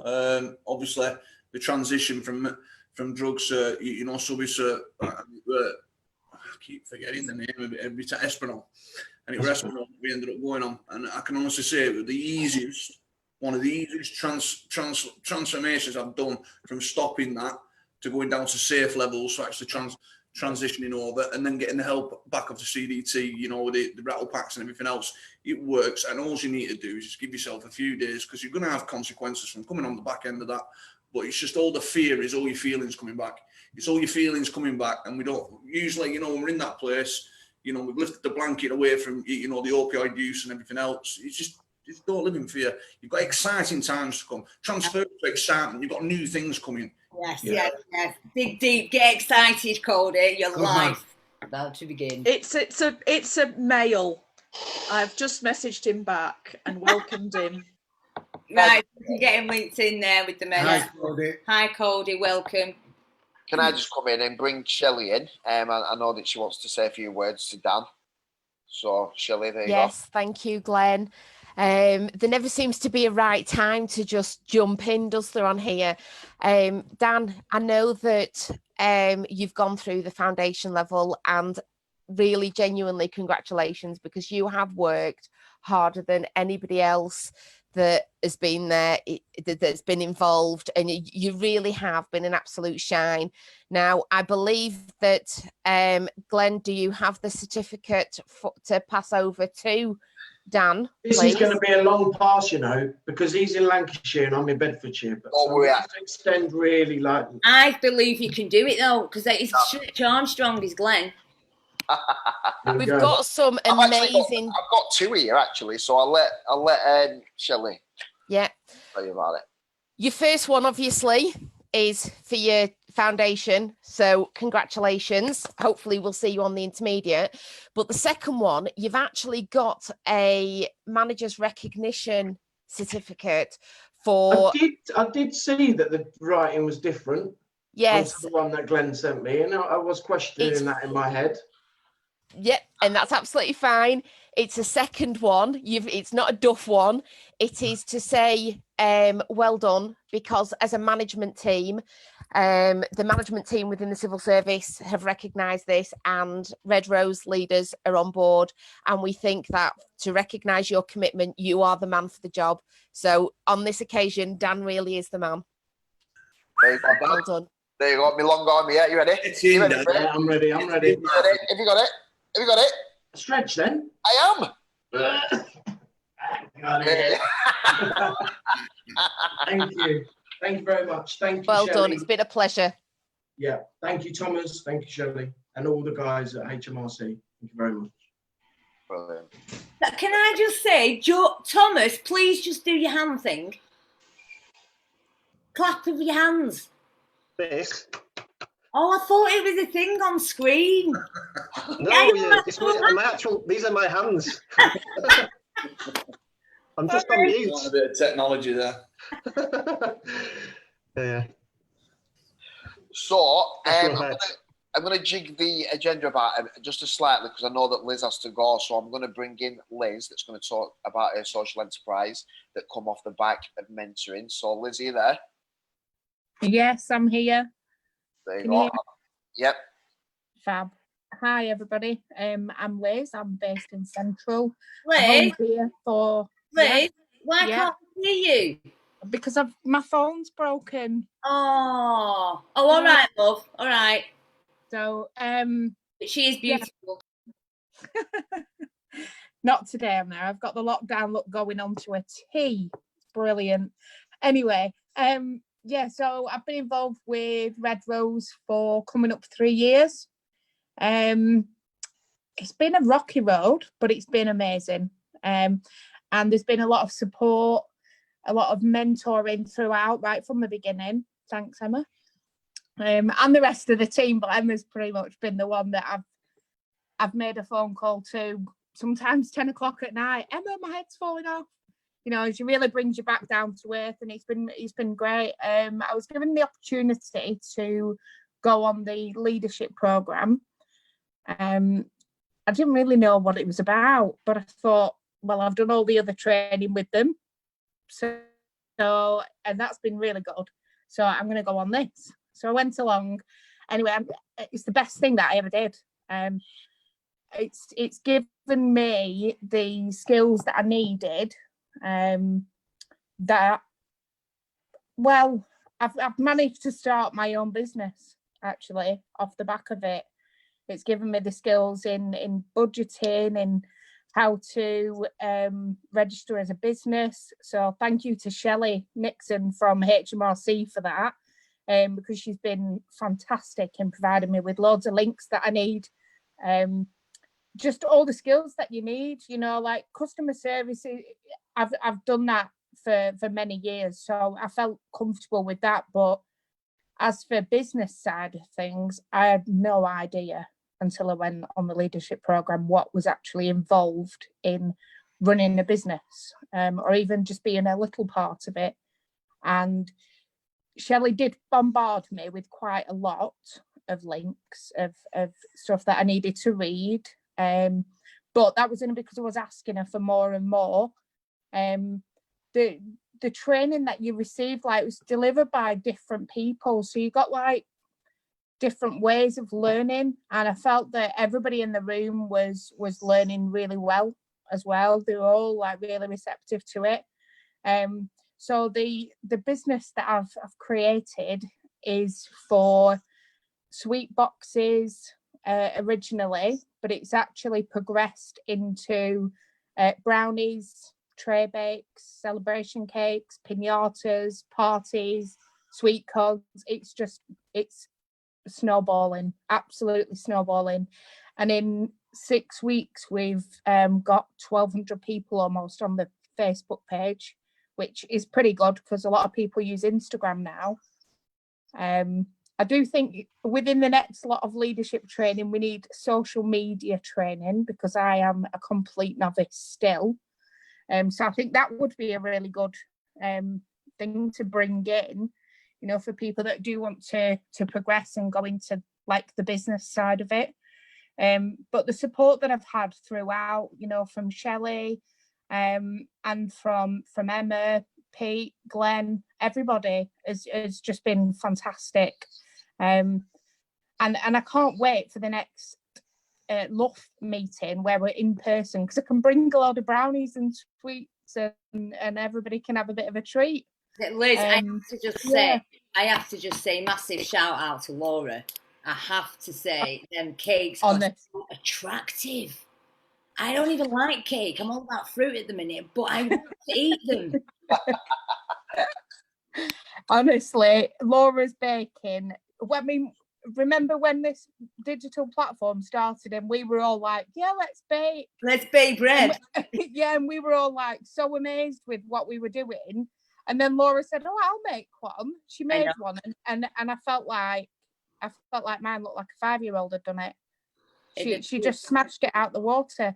But it's been a real like family affair, the business. It's been lovely because I've been able to teach the kids how to, you know, what I've learned on the leadership program, the kids are now learning, and the kids are getting involved in the business side of things, which is lovely for them to learn, because they kind of got this entrepreneurial mindset now, which the leadership program gave me. And I didn't think 3 years ago when I got involved, off the back of a pretty tough relationship, and then, you know, losing my partner to addiction, I did not think that in 3 years' time that I would be where I am now. And it's thanks to Red Rose, to LUF, and to the leadership program. So thank you. Every credit, Liz, because you really have. You've taken what you've learned, you've picked it up, and you've elaborated on it, and you've run with it. It has been such a reward for the coaches and for the management team to see how you've grown. As I say, again, you've made it an absolute pleasure. Just to point out, though, there was some social media, but I believe that you had a better offer, something to do with being at hospital. At hospital. Yeah. But the session did go ahead. But yeah, we will by all means touch on that. Oh, you mean, right, sorry. Yeah, you mean on the leadership program there was a session on social media, right? Well, I didn't know. No, that's fine. Sorry. But if you want to jump in on the next lot, you're more than welcome. We'd always love to have you back. 100%. Yeah, she's calling you out there, Liz. You must do that. Yeah. Can I just say, I will big up your toffee boxes. I must have been one of the first winners. I seen it out there on social media. I looked at it. I don't even like toffees, but you know what? I still put a few quid in for it. I won the first one. It took me 3 weeks to get through it, but it's all right. I've got no teeth left because of all ones. We're all right with that. But anyway, big up on that ball, Liz. Absolutely. I just want to add to that as well, just quickly, because I know we're pushed for time, but from where you were 3 years ago, Liz, and I know we've all been on a journey, and I'm on a daily journey, we all are, to where you were to where you are today, you really have, you know, transcended the place you was at, and you have transformed your family, and that's what is rich for me. You know, that's the richness right there in them kids, and they're a reflection, they're the fruit. You know, they're the fruit of your journey in the past 3 years, and I am super, super proud, and I totally put it out there. Everyone should link onto Lizzie's Facebook page and look at them. Even if you don't like them, just look at them. They're like so attractive. And you are resilient. You are, Liz, since you've come up, since I've known you. You know, you have grown so much, and I think that's testimony to your resilience. Yeah. And the families, though, you have got so much family expertise, Liz. I would just love you to jump back in the families groups. I know you're busy now, but as a leader as well, it'd be good to see you in there. Yeah. Thanks for calling me out on that, Emma. Hey, listen, we've got a dance, right? So you can do it. Listen, I'm not dancing. However, I will jump back into the family stuff. Of course, I will. Fantastic. So have we got some accountability in the house? Yeah, definitely. I don't think I've told anybody what the company's even called. That's what you're going to do now. That's what you're going to do now. So if you want to go on, if you go on to Facebook and you type Munch, I'll share it onto the LUF page. That's what I'll do. I'll share a link on there that'll take you to the page. And I run competitions all the time, raffles, free giveaways, all sorts. I get told I do a few too many of them, but I just want to spread the love, you know, and we give them away. I've got to add as well quickly, 20 seconds. We've been gifting them to the police, to the fire station, ambulance, hospital, nurseries, everywhere. And the first time a couple of weeks ago that I've ever known a police officer to be pulled over by a civilian and asked if they can get out the car, that was an experience because the police officer was really confused. Nice. But yeah, that was funny. But yeah, that's another reason why we do it. So thanks. Well, there's 99 shares, and I did say You'd shave your head if it got to 100. No, I didn't say I'd shave my head. I said that we would dance if it gets to 100. So, are we going to dance next week? We've got to dance before then. Oh no! I need lessons. Mick wants us to dance and post it onto Mick's page. So you know the dance and I don't. I'll teach you. Right. Okay. Liz, I have got a certificate here, but because you've not got your camera on, I can't do my magic trick. So I will get it to you. Don't worry about it. Thank you. Thank you very much. Well done. And apologies for the camera not working. Well done, Liz. Well done. Cheers. Thank you. Yeah, about the camera. Yeah. Lindsay, do you want to come in? Is there any questions? Yeah, well, I just wanted to point out, it's just really lovely to see.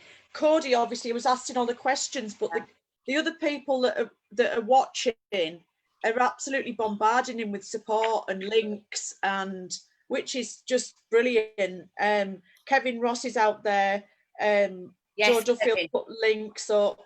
Stephen Brown, Aaron Simpson, David Brown, Brian Porter's in the house. Yes, lads. And Roxanne Hermit Jones, big up the LUF. I'd just like to say thank you to you all. I've worked at the shelter now, but it was not for LUF and Red Rose Recovery giving me an insight of how to grow as a person. I wouldn't be a part of LUF. It's brilliant.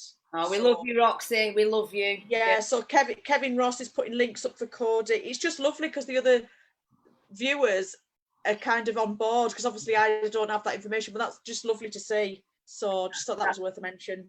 And that's what we do, isn't it? That's what we do. Really Warriors nice. down, a Warriors down. Oh, and David McDermott says, lay off them sweets, Scott. Yeah, Scott. Sorry, you've been lost. You told you. Hello.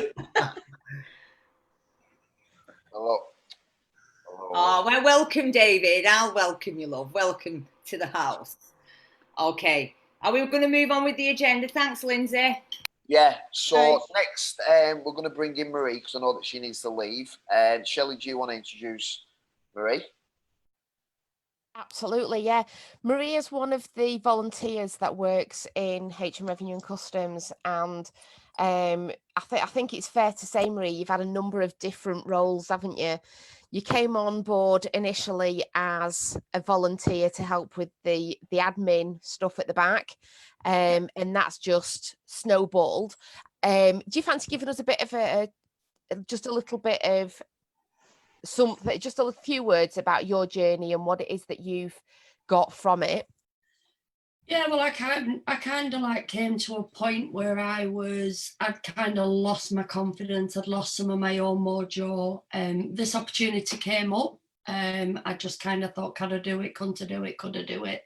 So I thought, yes, I could do this. So I came on just as a volunteer.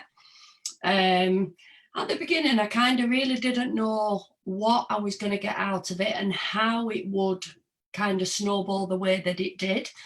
I think I volunteered to do the LUF event, obviously for MRMP, to doing the tax facts stand.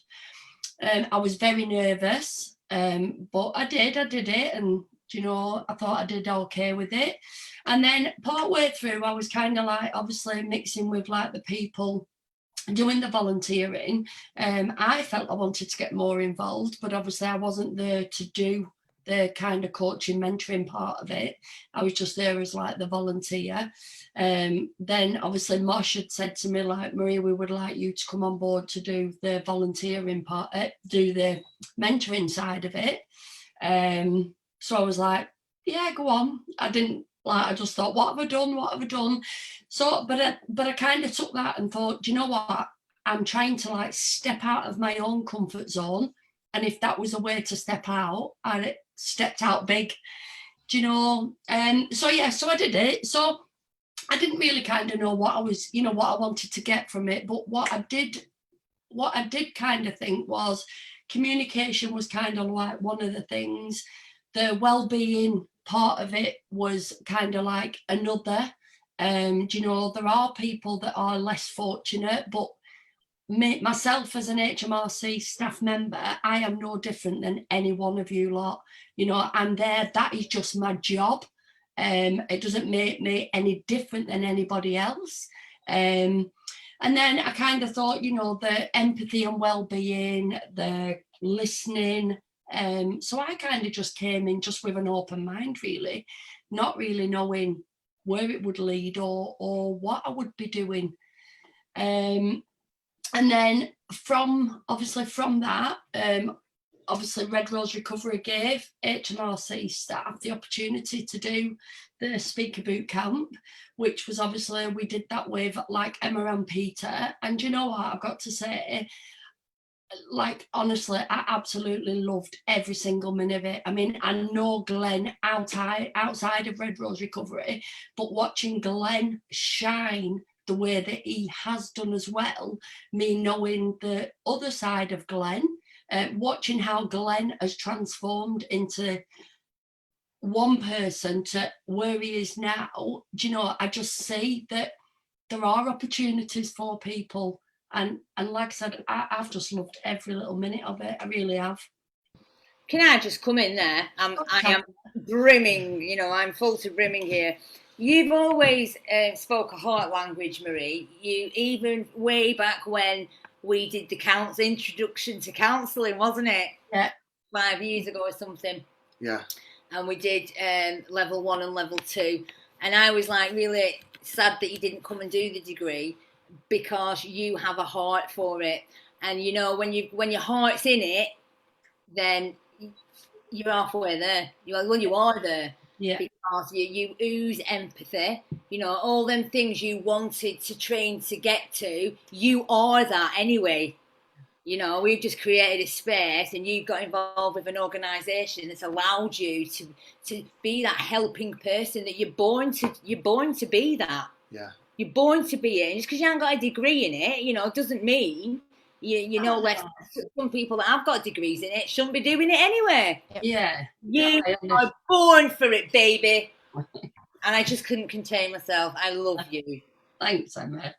Like I said, you know, like the way you delivered, like the learning styles. I mean, I'm quite open to say, like, I was diagnosed with dyslexia, dyspraxia, dyscalculia in actually 2015. So after I'd finished doing the counselling, and then like to myself, I kept thinking, why can't I be normal? Why can't I be like everybody else? Why can't I write like everybody else? And HMRC, they paid for me to go and have like the private testing. And obviously, so kind of like all that came out. So I've got my own demons to like fight against. And unfortunately, Preston College didn't support me, do you know, and I could have kicked myself because I stopped myself continuing, but there was barriers there. And now that I know what's wrong, and now that I know there would be provisions put into place, do you know, but the way that you delivered what you delivered, and like, I didn't struggle not one little bit understanding what you was doing. Like, I was able to follow you. Do you know, I might not be able to put it down on paper, but listening. And you know what? You know, that's some deep stuff right there. That's real deep language. We're talking about heart language, not head language. It's heart language. Yeah. You stayed on thread all the way through. So that's emotional intelligence. We can talk about, you know, intellectual quotient later down the line. But you've got the heart, you've got the right heart. Yeah. Yeah, you're awesome. Yeah. I just want to say thanks as well, Marie, for that comment. It means a lot. Yeah, to be fair, Maria, you've been an absolute shining star. You've been brilliant in so many different capacities. And I personally want to say a huge thank you, because you've come in open-minded, not knowing what it is that you were to expect. You've grown and developed so much, and you help so many more people than was in your role. And I believe that you've now taken on, because this taste for development and transformation seems to be very much with Maria, she's now taken on the role of one of our trainers. Awesome. Brilliant. So it really is development all round. Yeah, very much. Thank you. Lindsay, is there any questions from the community? I've got from Claire Kennedy. Maria is a change maker. You can tell she has a purpose and a passion. Brilliant that Red Rose give businesses an opportunity for their staff to find their internal best. Oh, thanks, Claire. That's lovely. Thank you. A lovely comment from the lovely Leanne Moore from me. So thanks, Leanne. And Junior Maxwell, goodness me, there's a blast. I was in treatment with Junior. Shout out to Junior Maxwell. Junior.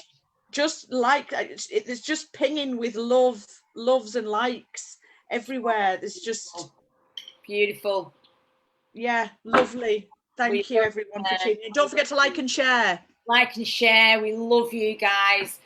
Okay, Glenn, we need to be wrapping this up, but I know there's a little beautiful person we haven't spoken to yet.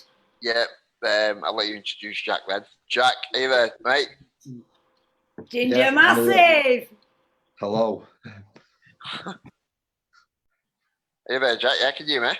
Yeah, I can hear you, pal. Yeah. Good, good. So do you want to tell us a bit about your journey and what you Yeah. found for leadership? Yeah, so I've been with Red Rose since about a couple of months after Daniel. I moved over to Lancashire from Manchester. I did a treatment in Waterfoot, and we got involved with Red Rose at the same time. And we did some powerful stuff in a year. You know, we kind of sort of set a list, me and Danny, to go around and do whatever training we could and do whatever things we could, and we did. You know, we did speaker boot camp. We did I think one of mine and Danny's biggest achievements within Red Rose was the county LUF football at Accrington Town Hall. It sort of it sticks in a lot of people's minds how many people were there that day and stuff, and what we did, and you know the things that arose from that. One of the biggest things we did was the ICANN event in Leeds with Richard McCann. I'll never forget that. Probably one of the best days of my life. Like, it was, yeah. I walked on hot coals and the woman told me I won't burn my feet. Believe me, you do. Don't try it at home, because yeah. Can I just say, there was hundreds of people walking on hot coals, and me and Glenn took a minibus of people down there, and I warned them, if you walk on hot coals with bare feet, you will possibly burn the soles of your feet. And we did, Jack, didn't we? Burn our feet. We did badly. When you walk on coals, it's a. Well, the thing was, Pete, by the time we'd done it, loads of people had walked over him, so I thought, oh, they'll cool down now. And then this guy come over to us with a shovel and put loads of fresh ones on. And I thought, well, that's not on that. So I walked across it, and I didn't know me. I still had a coal on the bottom of my shoe, and I took it home with me. And when I got home, it was like embedded in my foot. I watched you pull a burning hot coal off the sole of your foot, and it was like, I've got to risk assess this. Oh. No, it was all off our own backs. You know, it was our decision to do, and you know, I kind of got my own place coming out of supported housing in like October. Jack, just rewind, because you was up on the stage that day, weren't you? And there was people who, you know, they wanted to invest in you, didn't they?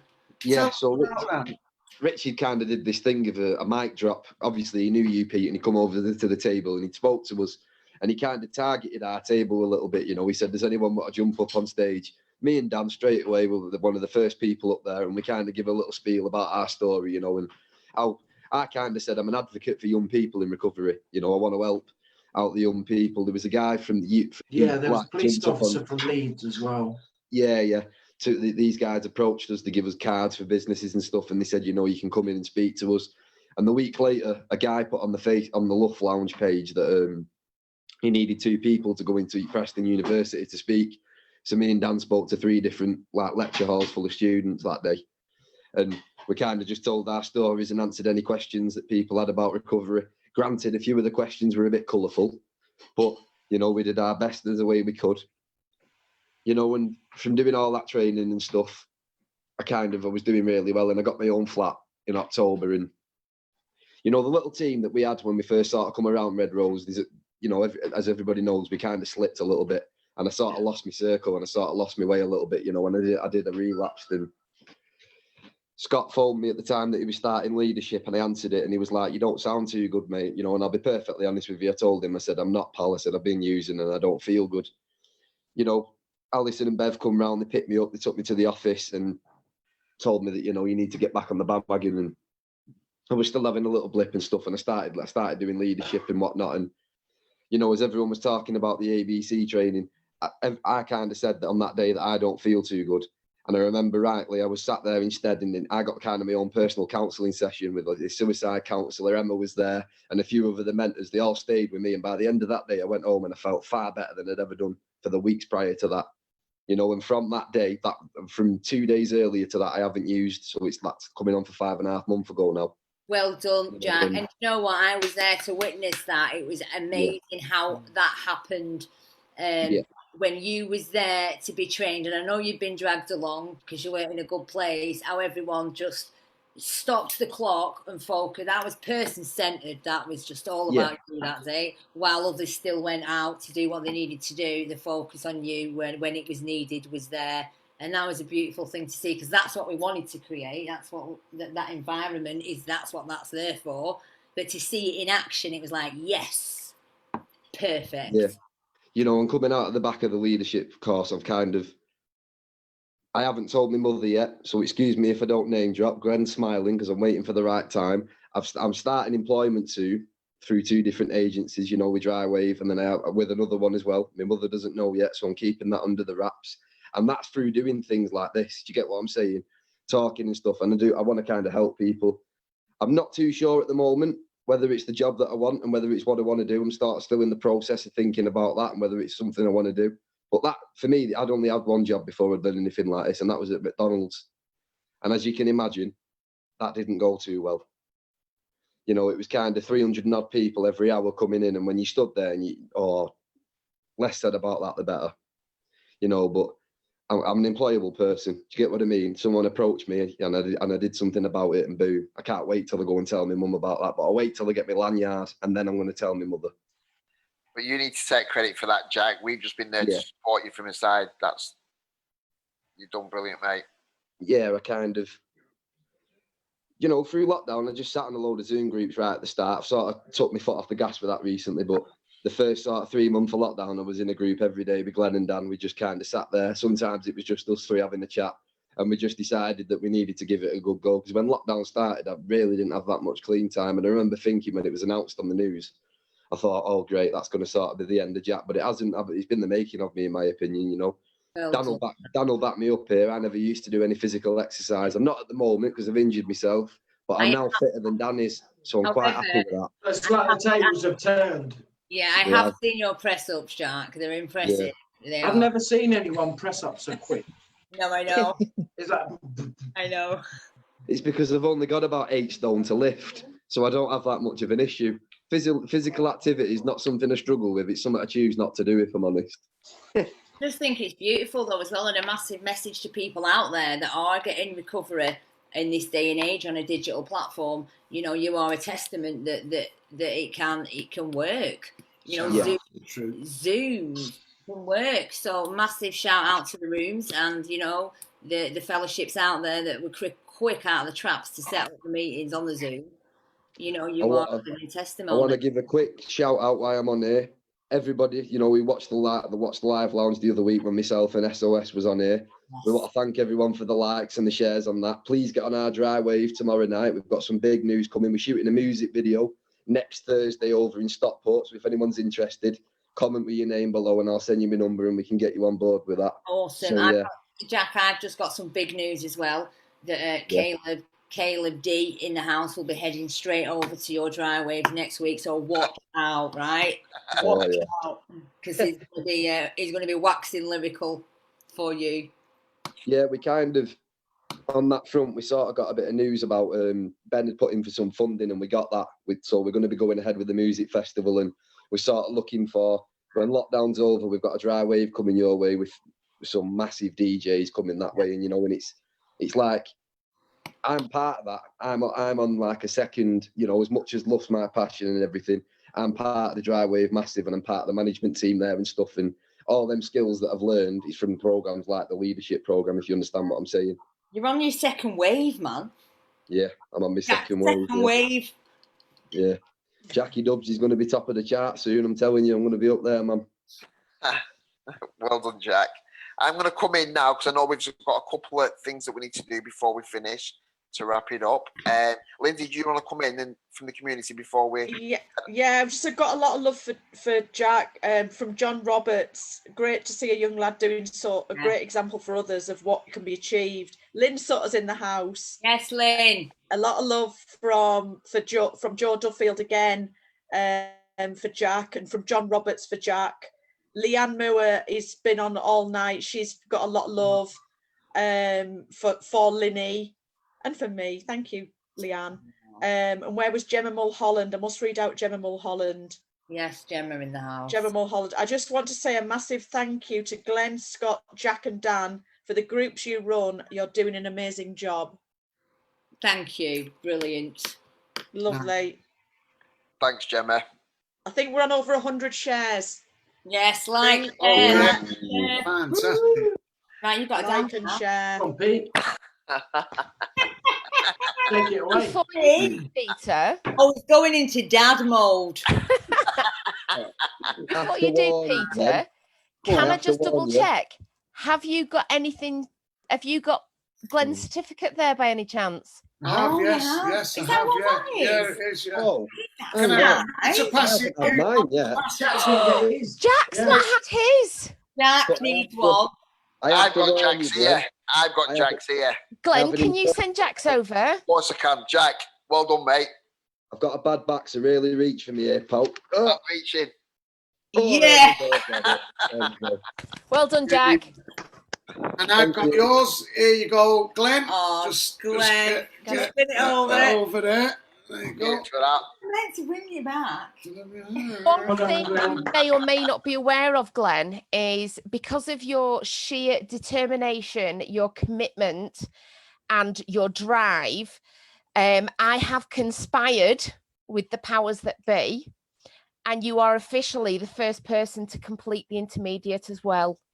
Oh, Thank you. yeah. Thank So you. I believe Peter has that certificate over yonder, and that will be making its way to you shortly. So congratulations. And as one leader to another, it has been an absolute pleasure. I better see you at the advanced. Thank you very much. Thank you. Thanks, Couldn't have done it without you guys as well. Thank you. Well done. Good on you, man. Good on you. So I'm going to round it up now. So we are now at that time again for the Wheel of Fortune. I'm just going to give you a quick update on last week's winner. So it was Sophie Smith that won it. Well, Bev won it originally, but because we span it again, Sophie won. Now I have spoke to Sophie, and Sophie said has donated it back to Bev to use for the Red Roses Got Talent. So awesome. So Bev's got that. So thanks for that, Sophie. So here we go again. So I'm going to share my screen. And watch it. I'm like a game. Sound effects. Let's do sound effects, guys. Come on. So, come on, Glenn. I've just got a new flat. Make me lucky. So to enter this competition, you have to like and share. You've got all week to like and share it, and then every Saturday we'll do this prize giveaway. So here goes. Can we have a drum roll, please? Drum roll. It's not moving. Oh, you have to roll it now. Rachel Valleys. Rachel Vallis. So name doesn't ring a bell. If anyone knows her, could they make contact with her? If not, contact us through Facebook, or I'll try and make contact. And a £20 voucher is on its way to you. Get in, Rachel Valleys. Where else can you get £20 vouchers? I know, for liking and sharing, Mike Scott. You know what I mean? Let's have this right. I know. Just for liking and sharing. Liking and sharing, you get a £20 voucher. Hey, that can't be bad, can it? Like You sure my name was on that wheel, Glenn? I'm not happy. Well, my name's not either, Lindsay. It's something you have to like get and used to. share it. You've got to like I and just share have it. to. I've 50 groups. I've liked and shared lots. Thank you very much. And Done it I'm 3 not sure my times name was on tonight. the... Emma, yours was on the wheel from last week. So if you've liked and shared this today, it goes on next week's. Ah, that's it. Yeah, no, I'm only messing, honestly, and don't put someone else up there.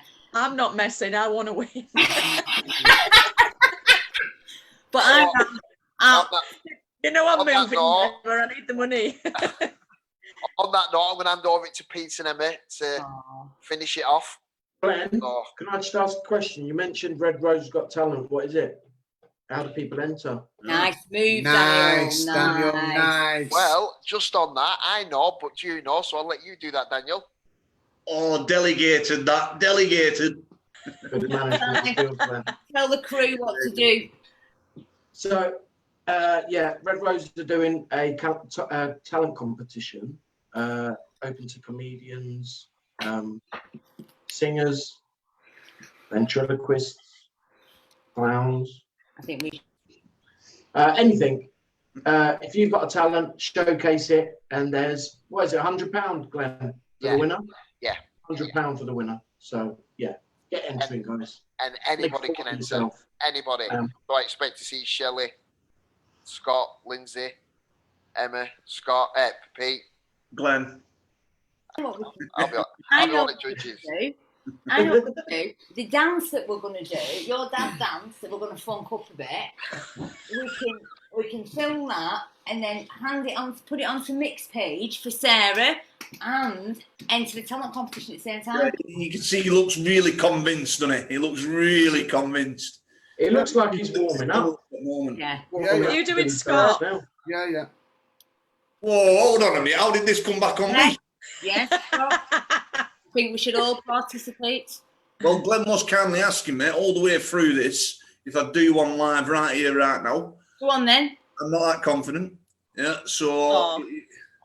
Yeah, but say why. Let's say why I was asking you. So it was for Mick's dance that he wanted people to do. So I asked Scott to do one for cancer. Yeah. So there you go, Scott. Yeah, on your Scott. Can't knock that. See, you see, talking. I'm quite happy with talking. Dancing. What about dancing? I mean, come on, woo! Dance going on here. You're a dad dancer too, then, right? Oh, Pete taught me everything I know. You've not said the phrase though. Dancer for cancer. Yes. There you go. Come on. And just on that, look at that, 18:59. So for the last minute, Peter and Emma. I thought that went really well tonight. I thought the guys did amazing. Thank you, Lindsay, for your comments. Nice one, Glenn, for hosting with Shelley. Yeah. And for our beautiful guests. I thought that went really well.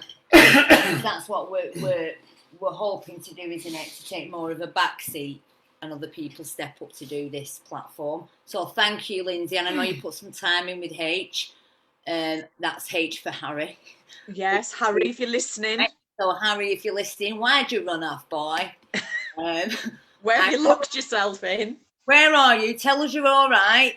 And I will be calling you after, and he will come on next week with his. If I find him, I'm going to tape him to a chair, and he hasn't kind of skipped with his ukulele, and that's it. He's stuck. Then I'm going to make sure I keep proper control of him. I will get you on. Saying that too loud, you might get arrested, Lindsay. Oh yeah, never thought of that. Don't be strapping people to chairs.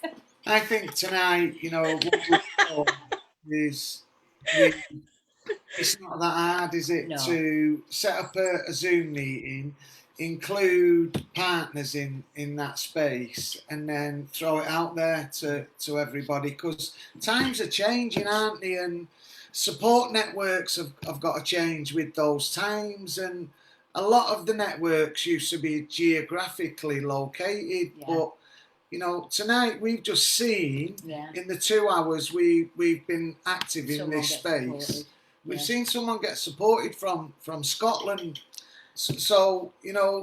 And also, and I've got a massive shout out to Lancashire. And everyone in Lancashire totally rocks, you know, in the recovery community and out, you know, and because they do rally round every week, and I see it in the comments on Reflection. And also we've got our beloved Kennedys down there who are jumping in as well. We've got Dave Kerry doing some great stuff. There is so much good stuff in the community outside of Lancashire, but because I am a white rose, you know, a red rose actually, I'm not white, I'm not from Yorkshire, because I am a red rose, you know, I do big up Lancashire, and we have got a movement, and there's some amazing people out there doing some amazing stuff on the street during COVID, and the key workers who've gone above and beyond, right, getting all the scripts sorted for the guys, and all the guys who can't make it into the rooms because they haven't got the technology, who are in the hotels that we see. I just love you all, and I just think I live in an amazing part of the world.